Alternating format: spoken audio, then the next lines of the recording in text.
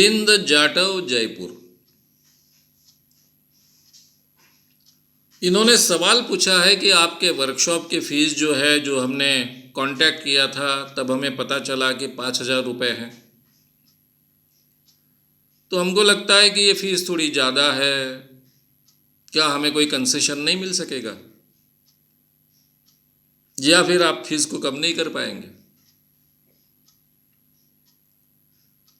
देखिए, इस ढंग के जो वर्कशॉप होते हैं, मैंने जब 90 में वर्कशॉप शुरू किए, 91 में, तो उसके लिए मैं पूना नागपुर से मेरा हेडक्वार्टर बदल कर मैं मुंबई में रहने के लिए आया। उस समय एक तो लोकल लैंग्वेज में कोई वर्कशॉप ही नहीं थे, जो भी वर्कशॉप थे इंग्लिश में थे।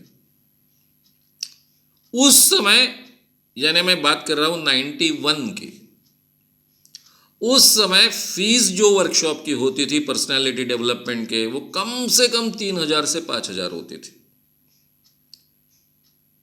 एक दिन का वर्कशॉप, 2 दिन का वर्कशॉप, लेकिन फीस 3,000 से 5,000। उन दिनों की बात कर रहा हूं, 91 की। और बड़े होटल में होती थी, कम से कम 2 स्टार 3 स्टार होटल में होती थी।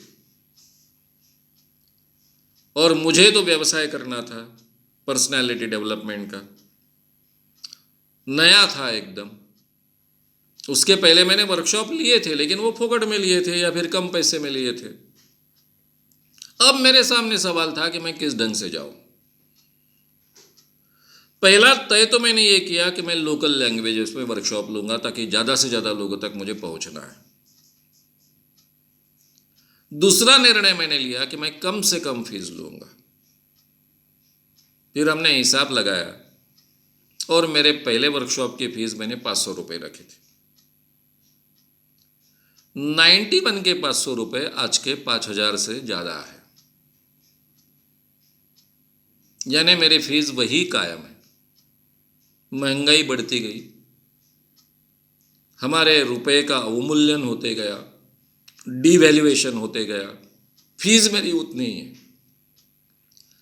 मैंने फीस को बढ़ाया नहीं, क्योंकि मैं मैक्सिमम लोगों के पास पहुंचना चाहता हूं। अगर आप मार्केट में इस ढंग के वर्कशॉप की बात देखोगे तो आपके ध्यान में आएगा कि कितनी फीस होती है। मैं नाम नहीं लूंगा, 10,000, 20,000, 25,000, ये नॉर्मल फीस के आंकड़े हैं। मैंने केवल 5,000 फीस रखी है 4 दिन के वर्कशॉप की, और ये मेरी आवश्यकता भी है और मजबूरी भी है। मुझे मैक्सिमम लोगों के पास पहुंचना है। आज तक मैं मैक्सिमम लोगों को सिखाते आया हूं। लोगों ने हमेशा बड़े पैमाने पर प्रतिसाद दिया है, इसीलिए इतने कम फीस में मैं लोगों को सिखा भी पाया हूं। वही डर्रा मैं आज कायम रखना चाहता हूं, लेकिन मैं यूट्यूब चैनल चलाता हूं। ये यूट्यूब चैनल में मुझे बहुत बड़ा इन्वेस्टमेंट करना पड़ा है, और बाकी मेरे कमाई के कोई जरिया नहीं है। कमाई का मेरा एक ही जरिया है पर्सनालिटी के वर्कशॉप, जो गए 25 सालों से मैं करते आया हूँ। 25 नहीं, 28 सालों से, 30 सालों से करते आया हूँ। तो मुझे इतना इनकम तो प्राप्त करना ही होगा ताकि मेरा यूट्यूब चैनल स्मूथली चलता रहे। यूट्यूब चैनल का इन्वेस्टमेंट होता है बड़ा, खर्चे बहुत बड़े होते हैं, और उससे आने वाली आमदनी इतनी निग्लिजिबल होती है कि उससे कुछ भी होता नहीं। और ये यूट्यूब चैनल के जरिए मैं पूरे दुनिया तक पहुंचना चाहता हूं, इसलिए उसमें वो इन्वेस्टमेंट करना मेरी आवश्यकता है। ये सब बातें ध्यान में अगर आप रखेंगे, यूट्यूब चैनल पर तो हर चीज़ मैं फोकट में ही आपको उपलब्ध करा देता हूँ, उसके तो कोई चार्जेस होते नहीं हैं। तो इसलिए ये मेरे यंत्रणा की आवश्यकता है, मेरे जीवन की आवश्यकता है, इसलिए इतनी मिनिमम फीस रखी है। रहा सवाल कंसेशन का, तो मेरे एक नियम है, क्योंकि मेरे कांटेक्ट में इतने लोग आते हैं।